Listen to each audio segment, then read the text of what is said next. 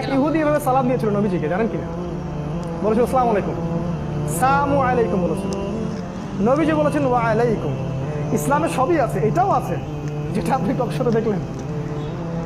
আয়েশা রাদিয়াল্লাহু আনহা এই শব্দটার ভাষার অর্থটা বুঝেছিলেন। তিনি বলেছিলেন যে ইয়া রাসূলুল্লাহ, এর উপর বদদোয়া করা দরকার। নবীজি বলেন যে দেখো আমি তো বলেছি ওয়া আলাইকুম।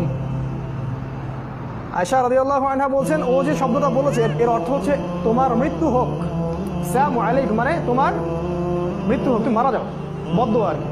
আর নবীজি বলেছেন, আমাদের সবচেয়ে জেন্টলম্যান নবীজি, হ্যান্ডসাম ম্যাচিউরড নবী, তিনি বলেছেন ওয়া আলাইকুম, তোমার উপরেও হোক।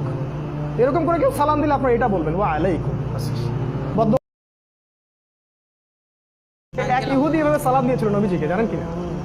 বলেছিল আসসালামু আলাইকুম, সালামু আলাইকুম বলেছিল। নবীজি বলেছেন ওয়া আলাইকুম। ইসলামে সবই আছে, এটাও আছে যেটা আপনি টকশোতে দেখলেন।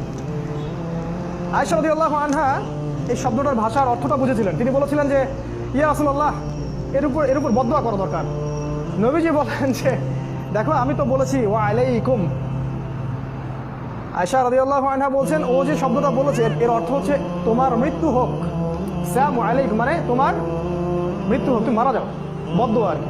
আর নবীজি বলেছেন, আমাদের সবচেয়ে জেন্টলম্যান নবীজি, হ্যান্ডসাম ম্যাচিউরড নবী, তিনি বলেছেন ওয়া আলাইকুম, তোমার উপরেও হোক।